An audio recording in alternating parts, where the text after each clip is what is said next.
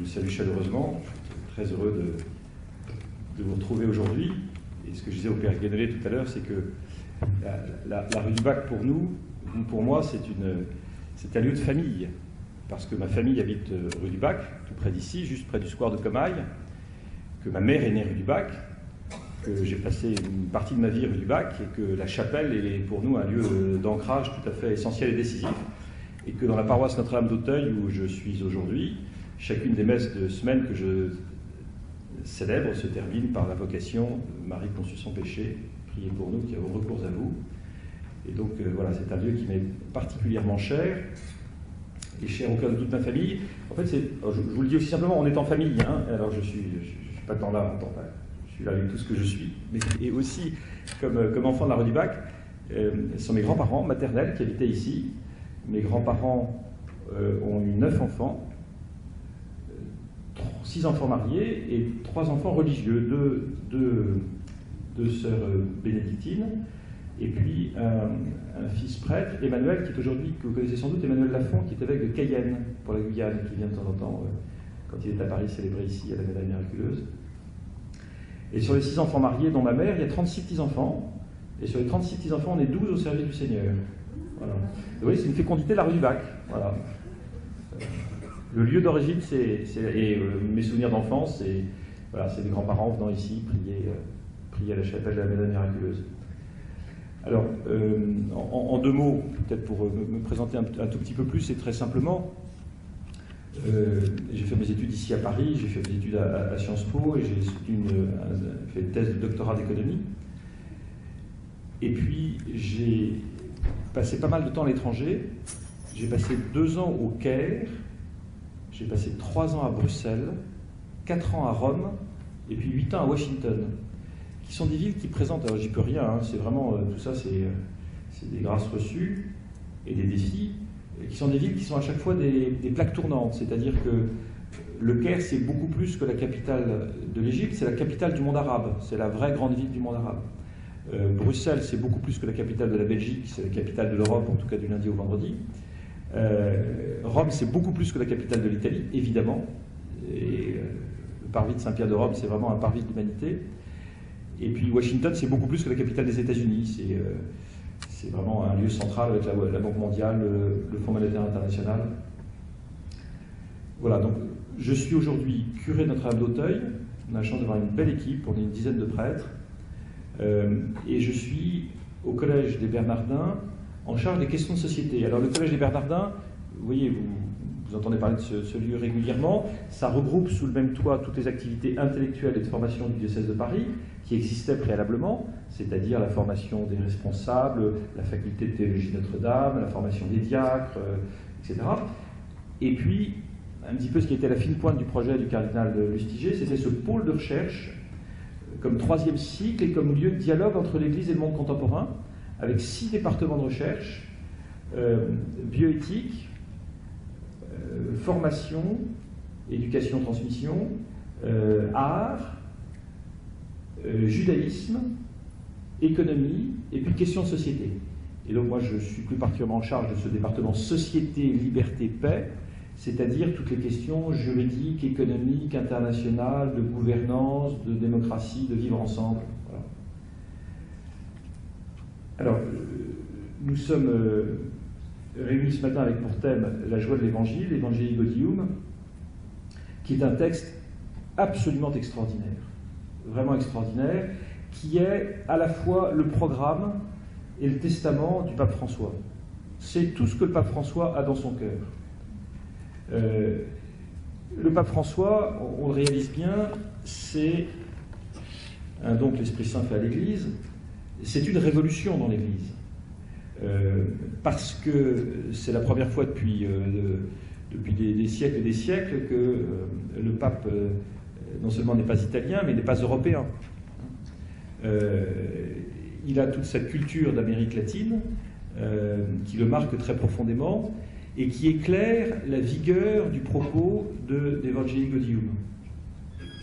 Le pape est d'autre part issu de la Compagnie de Jésus, il est jésuite, il a cette formation, cette spiritualité, ce qui est aussi quelque chose de tout à fait unique. Hein. Et donc il vient écrire vraiment une nouvelle page de l'histoire de l'Église, en nous ramenant à l'Évangile. Evangelii Gaudium, la joie de l'Évangile, c'est l'Évangile qui est là. Et le Saint-Père nous remet avec beaucoup de force devant cette réalité de l'Évangile, avec les mots d'aujourd'hui, avec les situations d'aujourd'hui, dans un discernement pour aujourd'hui. Ce qui est extrêmement frappant dans ce texte, c'est que c'est le pape qui l'a écrit. Voilà, c'est signé par le pape. Le pape qui dit très simplement, au début de l'exhortation, écoutez, je saisis l'occasion pour vous dire un peu tout ce que j'ai dans le cœur. Alors, il y a des sujets un peu divers, ne cherchez pas de lien absolu entre les différentes parties. Je vous livre ce que j'ai dans mon cœur de pasteur, et je vous livre ce que je veux inviter l'Église à vivre pour le temps de ce pontificat et la suite de l'histoire de l'Église. Je pense qu'avec le recul du temps, on verra certainement le pontificat du pape François comme une grande date. Il y a eu des grands réformateurs dans l'Église, il y a eu Sainte Catherine de Sienne et tant d'autres. Et je pense que le pape François fait partie de ceux qui marqueront, notamment par le caractère extraordinairement direct de son langage. Quelque chose qu'on va voir dans le texte d'Evangelii Gaudium, qui est divisé en petits paragraphes. Et à chaque paragraphe, le pape tweet. Alors j'utilise un mot que je ne connais pas, que je ne comprends pas, parce que je ne suis pas sur Twitter et que je n'utilise pas, j'essaye d'éviter d'être complètement envahi par un afflux d'informations dans nos petites boîtes magiques. Mais un tweet, c'est un message de 140 signes. Ça veut dire quelque chose qui est extraordinairement condensé, une sorte de slogan, si vous voulez.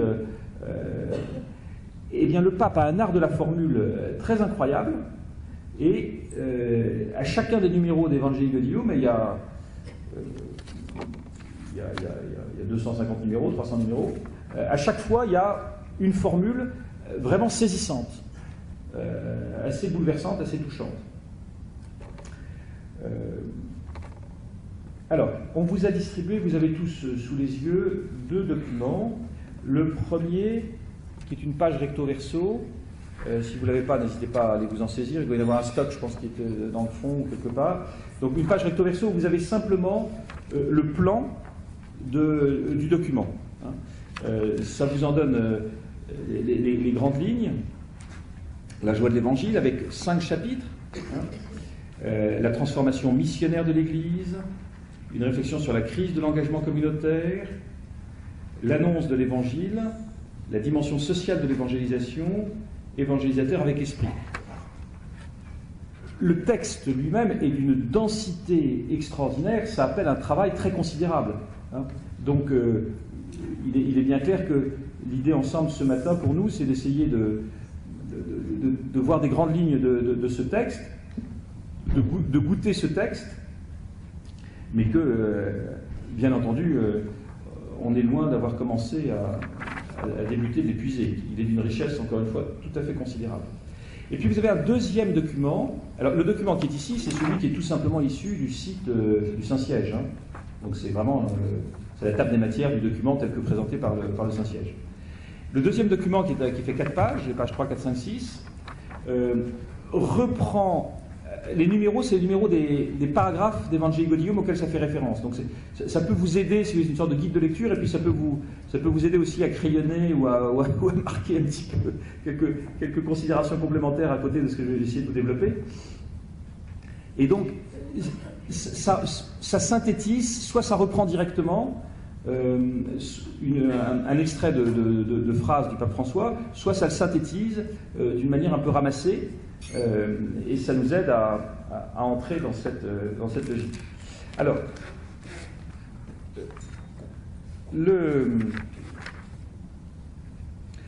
l'idée fondamentale vers laquelle le pape nous conduit, c'est vraiment l'Évangile et le Christ.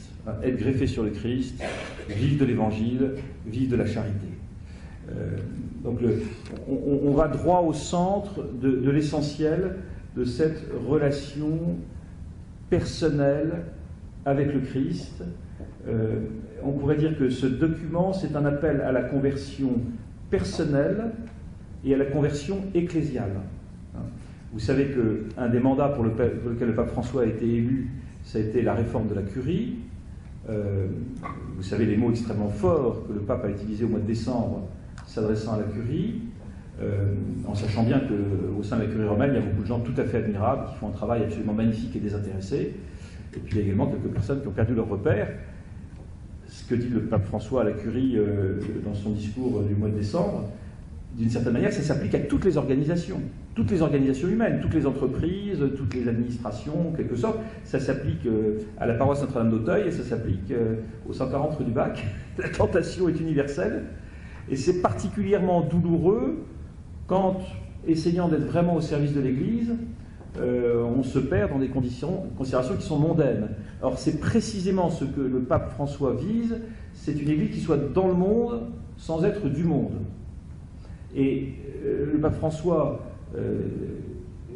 évidemment, il y a ce point de la réforme de la curie et d'un certain nombre de fonctionnements de l'Église, mais ce qui est très clair pour tout le monde, c'est qu'il ne s'agit pas de réformer des institutions, il s'agit de réformer des cœurs, et que c'est par la conversion personnelle. Les institutions ne sont rien sans ceux qui les font vivre. Et donc, ce texte du pape François est extrêmement dérangeant parce qu'il nous invite puissamment à la conversion et qu'il nous invite puissamment tous à nous remettre en cause. Donc, le titre même, la joie de l'Évangile, avec en contraposition la tristesse du péché. La joie de l'Évangile remplit le cœur et toute la vie de ceux qui rencontrent Jésus, personnellement. Ceux qui se laissent sauver par Jésus, pour être libérés du péché, de la tristesse, du vide intérieur, de l'isolement. Avec Jésus, la joie naît et renaît toujours. Alors le pape va déployer cette idée de la joie en disant la vie c'est pas toujours simple, c'est pas toujours facile, la joie c'est pas une espèce de joie artificielle ou hébétée, il ne s'agit pas de dévisser les ampoules et de sauter comme des cabris, c'est cette joie profonde du cœur qui est habitée par le Seigneur. Et le pape pointe le grand risque du monde d'aujourd'hui, avec son offre de consommation multiple et écrasante, c'est une tristesse individualiste qui vient du cœur bien installé et avare, avec la recherche malade de plaisirs superficiels, de la conscience isolée. Quand la vie intérieure se ferme sur ses propres intérêts, il n'y a plus de place pour les autres, les pauvres n'entrent plus, on n'écoute pas la voix de Dieu. D'une certaine manière, tout le texte d'Evangelii Gaudium est le déploiement des béatitudes. Et de la première des béatitudes qui éclaire toutes les autres, bienheureux les pauvres de cœur. C'est-à-dire bienheureux celui qui se reconnaît vulnérable, fragile. Bienheureux celui qui sait qu'il a tout à recevoir de son Seigneur, qu'il a tout reçu de Dieu, et que Dieu veut lui donner plus encore. Dans une situation... Voilà, le pauvre du Seigneur, c'est la figure emblématique de la Bible, c'est celui qui a l'humilité, la simplicité et la confiance d'ouvrir son cœur pour recevoir.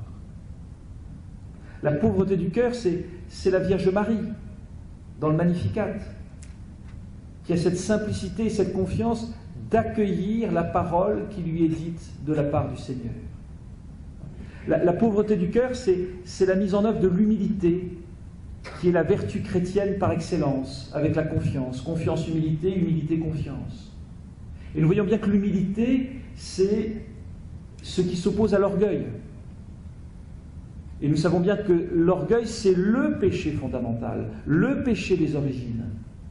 Cette volonté d'être le maître de toute chose, le maître du bien et du mal, de décider par toute chose. La tentation première de l'homme, c'est cette dimension d'orgueil, de suffisance, de jugement, de posture, de sachant, de domination. La vérité de notre vie, c'est la situation de radicale pauvreté, de radicale faiblesse. Cette invitation à écouter et accueillir qui est un décentrement, qui est une dépossession, qui est le lieu de l'accueil de la grâce et de l'accueil de la richesse de Dieu. Eh bien, tout Evangelii Gaudium est cette invitation à vivre dans cette humilité et dans cette simplicité. Et le pape ne va cesser de dénoncer tout ce qui est de l'ordre de l'enfermement sur soi-même, sur son petit confort, sur la consommation, sur les biens matériels. Le pape incite chacun et incite toute l'Église à aller vers les périphéries, à sortir, à se redire que notre joie, elle est dans le don, dans le pardon, dans le partage, dans l'ouverture du cœur, pas dans le repli sur nos petits intérêts, pas dans le repli sur nos petites idées. Alors d'une certaine manière, le pape aurait tendance à pourfendre les bons petits catholiques tranquilles, gentiment installés dans leur petite communauté ronronnante, comme si le grand souci de l'Église, ça serait que tout marche bien. Alors je caricature juste un tout petit peu, pour bien faire passer le message du pape François. Vous voyez, si le souci d'un curé de paroisse, comme ici, comme moi à Notre-Dame d'Auteuil, c'est que tout fonctionne bien. Alors, vous savez, il y a de quoi s'occuper, il y a de quoi s'occuper 30 heures par jour, hein. Il y a des groupes absolument dans tous les sens, il y a, je ne sais pas, 250 ou 300 personnes qui sont bénévoles d'une manière ou d'une autre, donc je pourrais passer ma vie, et Cardinal 23 insiste beaucoup aussi dans cette dynamique du pape François, incite les pasteurs à ne pas tomber dans ce travers, on pourrait passer sa vie à aller visiter les groupes les uns après les autres, à partager l'évangile ensemble dans une pièce bien au chaud, à régler les conflits pour que chaque groupe soit bien huilé et que les choses se passent de la manière la plus sereine possible. Et donc, on peut être totalement absorbé par le fait de faire fonctionner sa petite machine, son petit ronron, et tellement absorbé par cela que finalement, on n'a plus aucune capacité à aller vers le monde, à aller vers les autres, à être dans une dimension de mission, qui est le cœur même du message du pape François. François, il veut mettre l'Église en mission. Il veut nous faire sortir de nos habitudes, sortir de nos train-train, sortir de nos ronrons, sortir de nos conforts. C'était une intuition forte déjà du cardinal 23, qui a été de ceux qui ont contribué à l'élection du pape François, en faisant des visites pastorales dans le diocèse, disant moi ce qui m'intéresse, c'est pas d'aller vérifier qu'il y a tous les boutons de la soutane qui sont bien tous accrochés au bon endroit, et que tous les services fonctionnent exactement, la conférence ceci, la conférence cela, et le groupe ceci et le groupe cela. Ce qui m'intéresse, c'est de voir comment est-ce que la communauté chrétienne est ouverte vers ceux qui ne sont pas là. Comment est-ce qu'on annonce le Christ? Il y a des messages centraux d'Evangelii Gaudium, c'est que tout homme a droit à une annonce explicite de Jésus-Christ, Fils de Dieu Sauveur. Donc, ne restons pas entre nous à nous masser le crâne pour faire une exégèse pointue de textes savants. Ça peut être utile, et j'ai rien contre ça, évidemment. Mais ce n'est pas le but. Le but, c'est de vivre l'Évangile et c'est de rayonner l'Évangile. Et le but, c'est d'aller vers tous nos frères qui ne connaissent pas le Christ et qui en ont vitalement besoin, comme chacun d'entre nous. Donc c'est vraiment... Le pape pointe avec beaucoup de force le drame d'une société enfermée sur elle-même, sur ses intérêts et sur son égoïsme. De même qu'il va pointer avec beaucoup de force le danger d'une Église refermée sur elle-même et exclusivement occupée à résoudre ses petits problèmes en interne. Donc, le grand risque, c'est cette tristesse individualiste, cette conscience isolée, et même les croyants courent ce risque, certain et permanent. Paragraphe 3, nous sommes tous invités à une rencontre personnelle avec le Christ. C'est là vraiment un des cœurs du message, ou au moins à prendre la décision de se laisser rencontrer par lui, de le chercher chaque jour sans cesse. Il n'y a pas de motif pour lequel quelqu'un puisse penser que cette invitation n'est pas pour lui. Personne n'est exclu de la joie que nous apporte le Seigneur. C'est pour tous accepter de se laisser rencontrer par le Seigneur. Cette rencontre personnelle, ce cœur à cœur avec le Seigneur, ce lien direct avec le Seigneur.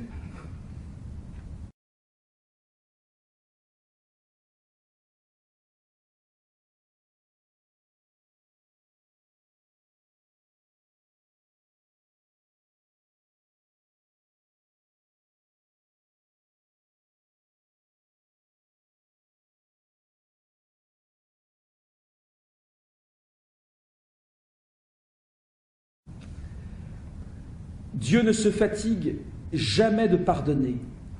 C'est nous qui nous fatiguons de demander sa miséricorde.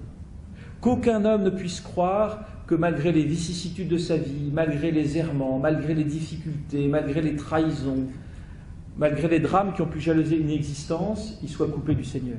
Et nous sentons cette insistance de charité pastorale extrêmement forte dans ce qu'on est en train de vivre sur la réflexion sur la famille. Comment aider à comprendre les uns et les autres que nul n'est exclu de la bonté du Seigneur. Lui seul connaît le fond des cœurs. Quel drame quand tel ou tel de nos contemporains, et ils sont innombrables, se sentent exclus de l'Église ou jugés parce que telle ou telle attitude morale ou telle situation familiale les ferait se considérer comme parias.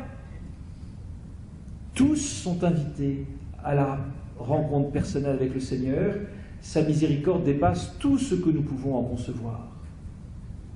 Tous les hommes sont invités à trouver, à retrouver, à renouveler, à approfondir cette relation.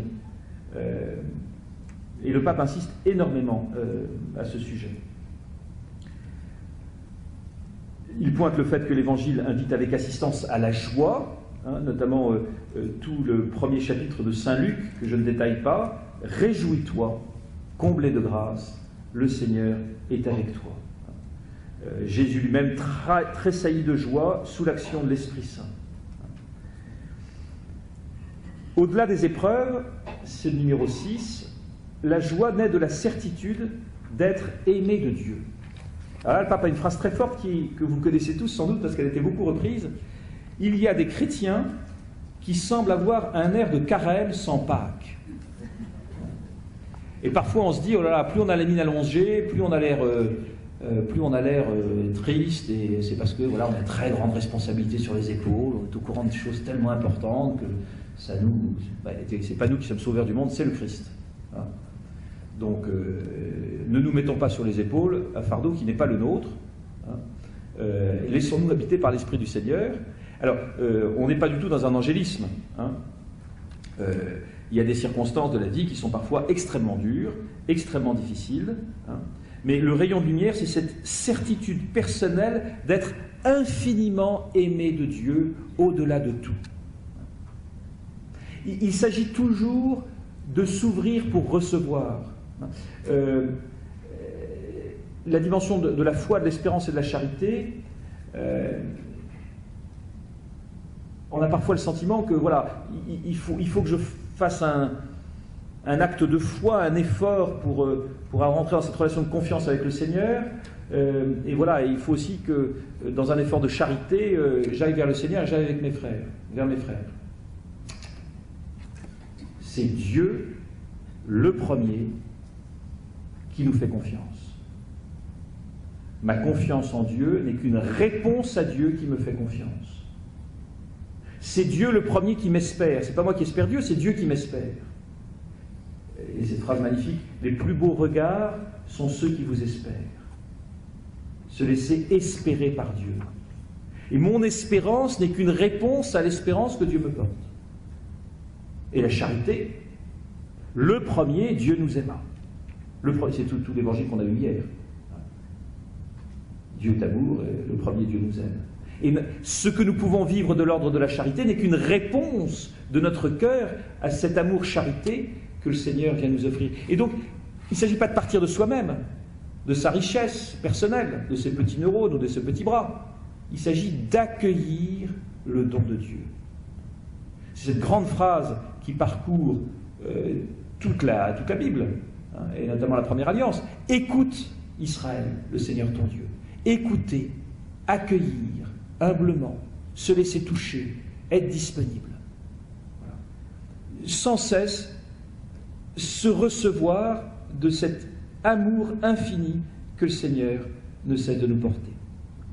Et au-delà de toutes les pauvretés, la joie naît de la rencontre du Christ. Je peux dire que les joies les plus belles et les plus spontanées que j'ai vues au cours de ma vie, nous dit le pape François, sont celles de personnes qui, au-delà de leur pauvreté ou de leur responsabilité, ont su garder un cœur croyant, généreux et simple. De diverses manières, ces joies puisent à la source de l'amour toujours plus grand de Dieu qui s'est manifesté en Jésus-Christ. Je ne me laisserai jamais de répéter ces paroles de Benoît XVI qui nous conduisent au cœur de l'Évangile, à l'origine du fait d'être chrétien. Il n'y a pas une décision éthique ou une grande idée, mais la rencontre avec un événement, avec une personne qui donne à la vie un nouvel horizon et par là son orientation décisive. Tout est centré sur le Christ, sur la rencontre personnelle avec le Christ. Voilà qui nous dit avec beaucoup de force combien le christianisme, ce n'est pas une morale, ce ne sont pas des valeurs, c'est la rencontre personnelle avec Jésus, Fils de Dieu, Sauveur. Le drame, c'est de réduire le christianisme à une morale, à des petites lois, des petits règlements, des petites condamnations, des petits jugements. L'immensité du don de Dieu en Jésus-Christ, c'est cette invitation au rapport personnel à laquelle chaque page de l'Évangile nous invite. Le Christ, par sa grâce, nous délivre de notre conscience isolée et de notre auto-référence. Il nous pousse à le communiquer aux autres. C'est seulement grâce à cette rencontre avec l'amour de Dieu que nous sommes délivrés de notre conscience isolée et de l'autoréférence. Nous parvenons à être pleinement humains quand nous sommes plus qu'humains, quand nous permettons à Dieu de nous conduire au-delà de nous-mêmes pour que nous parvenions à notre être le plus vrai. Là se trouve la source de l'action évangélisatrice. On pourrait résumer ça en reprenant le chapitre 3 de la Genèse. Mon ego ou mon Dieu? Et on voit bien que c'est la question centrale de l'humanité. Est-ce que c'est moi le chef? Est-ce que c'est moi qui décide du bien et du mal? Je suis le maître et le juge de toutes choses? Ou est-ce que j'accueille ce que Dieu me dit? Mon ego ou mon Dieu? Et d'une certaine manière, ce que le pape nous dit dans ce numéro 8, c'est le rôle de la grâce et du surnaturel. Le danger, ça serait de vivre notre vie à notre petite mesure humaine, avec nos petits projets humains. Si notre existence a pour horizon nos petits projets humains, alors on pourrait imaginer qu'ici, à la chapelle de manière miraculeuse, on fasse un plan de développement, on se fixe un certain nombre d'objectifs, et qu'à titre personnel, chacun d'entre nous, nous fixions une feuille de route en nous disant, voilà, dans 2 ans, dans 5 ans, dans 10 ans, voilà ce que j'aimerais avoir accompli. On reste enfermé dans notre dimension humaine. Le grand défi, il est d'accomplir dans nos vies le plan de Dieu, le projet de Dieu pour nous. Accepter l'irruption de Dieu dans ma vie. D'une certaine manière, la Vierge Marie, qui est notre modèle à tous, elle n'a rien fait d'extraordinaire, si ce n'est qu'elle a dit oui. Là où Ève a dit non, Marie a dit oui. Marie, la nouvelle Ève. Elle accepte d'accomplir en sa vie la parole du Seigneur. Et pas son petit projet. Son petit projet, ça aurait pu être d'avoir une jolie maison à Nazareth avec 3 enfants, un mari gentil qui rentre tous les soirs et des amis pour jouer aux cartes le samedi. Accepter de se laisser bousculer, mettre en mouvement par la parole du Seigneur, pour que ma vie ne soit pas l'accomplissement de mes petits projets auto-référencés, mais soit l'accomplissement du projet de Dieu dans ma vie. Et est-ce que je crois véritablement que l'Évangile peut venir bouleverser ma vie, mes projets? C'est toute la question que nous pose le pape François, c'est toute la question que nous pose l'Évangile. D'une certaine manière, beaucoup de nos frères chrétiens et nous-mêmes, on est un peu sur des rails. Et puis on se projette dans l'avenir à partir des petits rails qu'on s'est fabriqués. Tout ce que nous dit l'Évangile, c'est que la parole de Dieu, elle vient nous faire aller vers un autre chemin, comme les rois mages dimanche dernier. Ils rentrèrent chez eux par un autre chemin. Rentrer dans une dimension surnaturelle pour accueillir la grâce de Dieu. Le pape souligne combien la vie est souvent difficile, on est cabossé par les circonstances, par l'existence. Les blessures sont très nombreuses, blessures qui nous sont infligées par ceux qui nous entourent, blessures que nous infligeons à nous-mêmes, et qui sont souvent causées par notre orgueil. C'est ma capacité à m'ouvrir à la grâce du Seigneur, et notamment à accueillir son pardon, pour vivre de son pardon et être moi-même un acteur de pardon, qui me donne d'accueillir l'Esprit du Seigneur et de vivre non pas à ma petite mesure, mais de vivre à la mesure du Seigneur. Le bien tend toujours à se communiquer, c'est ainsi qu'il se développe, et le pape de souligner que tout ce qui n'est pas donné est perdu. Cette fameuse phrase du père Sérac, si impressionnante, le pape nous dit « La vie augmente quand elle est donnée, elle s'affaiblit dans l'isolement et dans l'aisance. » De fait, ceux qui tirent le plus de profit de la vie sont ceux qui mettent la sécurité de côté et se passionnent pour la mission de communiquer la vie aux autres. Quand l'Église appelle à l'engagement évangélisateur, elle ne fait rien d'autre que d'inculquer aux chrétiens le vrai dynamisme de la réalisation personnelle. La dimension missionnaire, c'est pas pour faire du chiffre, c'est pas pour ramener plus de monde dans nos églises. C'est l'expression concrète pour chacun d'entre nous d'un authentique appel à la conversion. Parce que lorsque je vais en mission vers mes frères, je suis convoqué à ma propre conversion. Là, il y a un point qu'on a vécu de manière très forte dans le diocèse de Paris avec l'Avent 2014, où le cardinal 23 a invité toutes les paroisses à se mettre en mouvement dans une dimension missionnaire. Sincèrement, ça a dérangé tout le monde. C'était là pour ça.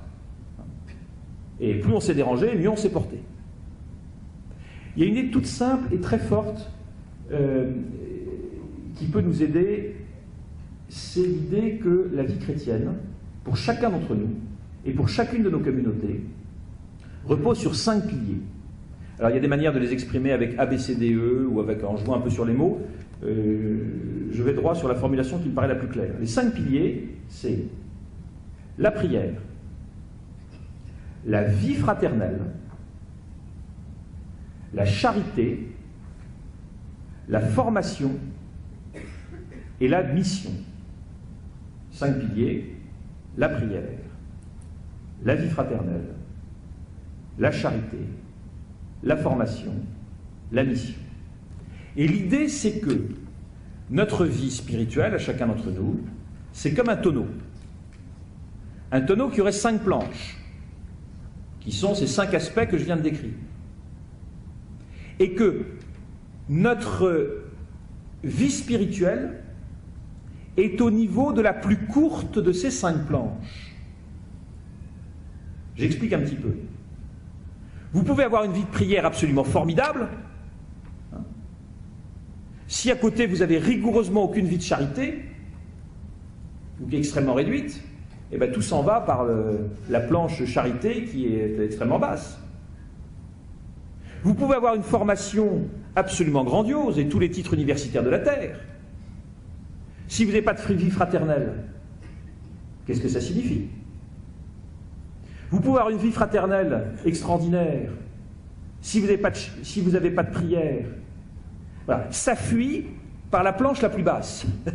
Et donc, l'idée, c'est qu'il nous faut tous monter sur ces 5 aspects à la fois, qui sont interconnectés.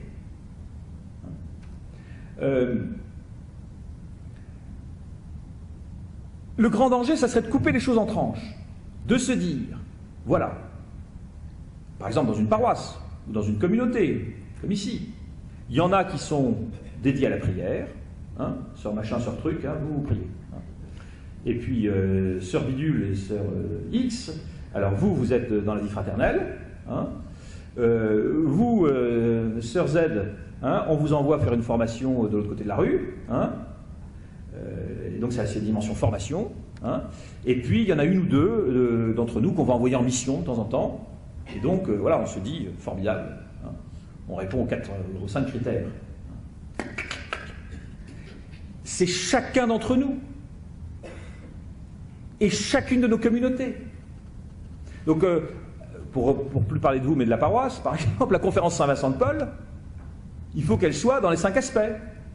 Hein, les groupes de prière, il faut qu'ils renvoient dans les 5 aspects. Les groupes de réflexion théologique ou biblique, il faut qu'ils renvoient vers les 5 aspects. Il faut qu'on grandisse tous sur cet ensemble. Parce que la vie, notre vie de baptisé, elle est là pour porter du fruit. Et un fruit en abondance. Vous voyez, une des très belles images pour parler du baptême, c'est celle de la greffe. Alors, vous voyez, vous prenez un arbre fruitier, vous faites une entaille et vous mettez un rameau. Ça, c'est la greffe, c'est le baptême. Pour ça, on peut avoir des tampons, des certificats et des photos. Mais la question n'est pas vraiment là.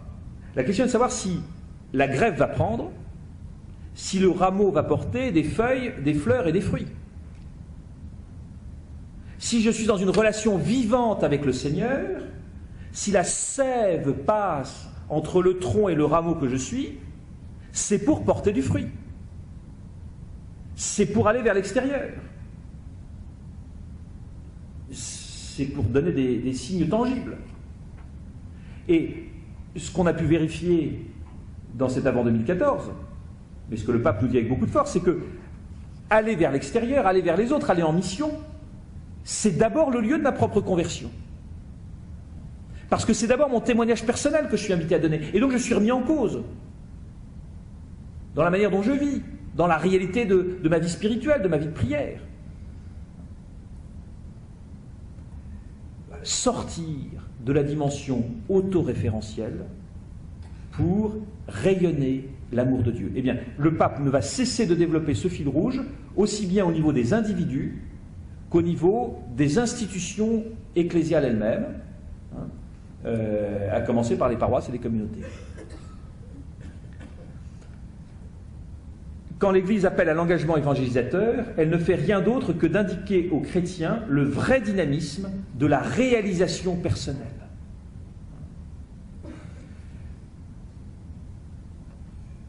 J'ai été très frappé il y a quelques jours du témoignage d'une personne qui habite rue de Bourgogne, pas très loin d'ici, et qui s'est énormément investie dans l'accueil des étrangers sans papier. Et elle disait, mais vous savez, de temps en temps on nous dit « Oh, vous êtes admirable ». On n'est pas admirable du tout, on est enviable. Parce que quand on se donne dans ce service, on y trouve une joie personnelle et une satisfaction extraordinaire. D'aider les autres, de faire progresser un dossier, de les soutenir, de les encourager. Bon. Et elle disait, ouais, de temps en temps, je rencontre son époux est avocat au Conseil d'État, sorti major de l'ENA, et elle l'a entraîné d'ailleurs dans cette dynamique au service des plus pauvres. C'est une famille magnifiquement chrétienne. Mais bon, ils vivent dans le quartier, et alors donc elle nous disait qu'elle entendait toute une série de gens qui se plaignaient au moment de Noël. Noël, c'est une fête tragique pour les familles, hein, parce que la vie de famille, c'est parfois très compliqué. La moitié des Français redoutent le repas de Noël, parce que souvent les conversations deviennent un peu difficiles. Hein. Et alors, elle disait, voilà, beaucoup de gens qui se plaignent de sa belle-mère, de ceci, de cela. Elle disait, bah, quelle conversation d'ultra riches qui n'ont rien compris.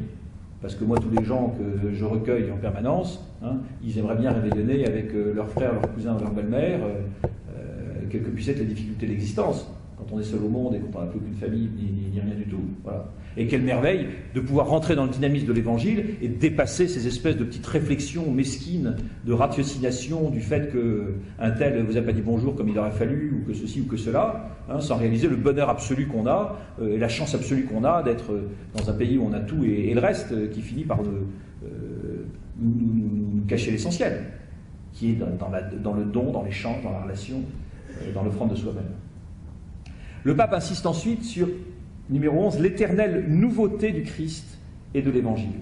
Le Christ est la bonne nouvelle éternelle, sa richesse et sa beauté sont inépuisables. Il est toujours jeune et source constante de nouveauté. Il peut toujours, avec sa nouveauté, renouveler notre vie et notre communauté. Et même si la proposition chrétienne traverse des époques d'obscurité et de faiblesse ecclésiale, elle ne vieillit jamais. Ça, c'est une réflexion merveilleuse et magnifique, cette éternelle jeunesse de l'Évangile.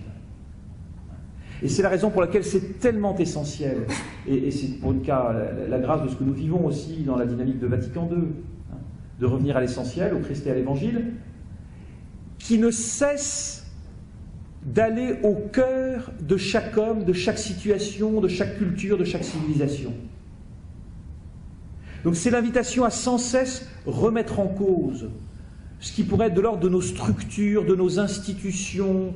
Le pape pourfend le critère du « on a toujours fait comme ça ». C'est peut-être l'occasion de réfléchir à faire autrement. Le sujet, ce n'est pas les institutions, ce n'est pas les structures, les procédures. Voilà. La question, c'est de toujours se ressourcer à la parole du Christ et à celle de l'Évangile. C'est là le lieu central à partir duquel on doit toujours tout réexaminer. Et pour une part, Evangelii Gaudium, c'est un formidable discernement et analyse du monde d'aujourd'hui à la lumière de l'Évangile toujours nouveau. Et ça, c'est extraordinaire. L'Évangile nous précède toujours. Le risque, c'est le nôtre, celui de notre pauvreté, de notre faiblesse, qui fait qu'on est fossilisé dans nos habitudes, et puis on se protège dans nos structures et dans nos institutions. Et évidemment, ça nous dérange, hein. Mais c'est l'invitation constante à toujours tout reprendre sous le regard de cette nouveauté éternelle de l'Évangile. Il y a aussi quelque chose de très beau. Vous savez, on dit régulièrement que tout fout le camp. Hein. Alors, la jeunesse qui est de moins en moins structurée, qui fait plein de fautes d'orthographe, qui ne dit plus bonjour à personne. Enfin, depuis le temps que tout fout le camp dans l'humanité, si vous voulez, on peut se dire qu'on a encore de la marge. Mais ce qui est formidable quand même, c'est que, je ne dis pas que tout va bien, hein, c'est pas le sujet, mais ce qui est extraordinaire de voir, c'est que chaque génération qui se lève porte en elle la soif du meilleur, du vrai, du beau, du bien, du juste. Chaque génération qui se lève, hein, c'est pour ça que les jeunes qui ont 20 ans, 25 ans, ils nous dérangent, parce qu'ils viennent nous dire, mais c'est quoi vos modes de vie bourgeois, hypocrites, enquistés, vous dites une chose et vous en vivez une autre, où est la cohérence de votre existence. Les jeunes sont souvent un peu rebelles par rapport... mais c'est formidable, d'une certaine manière. Et l'invitation qui nous est faite par le pape François, c'est à retrouver cette soif de notre propre jeunesse, de la cohérence de nos vies, de l'engagement dans une forme d'absolu à la suite du Seigneur. Et de quitter voilà, notre petit ronron, notre petite habitude. Chaque fois que nous cherchons à revenir à la source pour récupérer la fraîcheur originale de l'Évangile, surgissent de nouvelles voies, des méthodes créatives, des paroles chargées de sens renouvelées pour le monde d'aujourd'hui. En réalité, toute action évangélisatrice authentique est toujours nouvelle. Vous savez qu'un grand thème du pape Jean-Paul II, c'était la nouvelle évangélisation. Mais on pourrait dire qu'Evangelii Gaudium, mais le pape François, c'est la nouvelle évangélisation. Mais pas au sens de « on vient de vous sortir un nouveau produit, voilà, et c'est formidable ». Non, c'est revenir sans cesse à la nouveauté éternelle du Christ et de l'Évangile.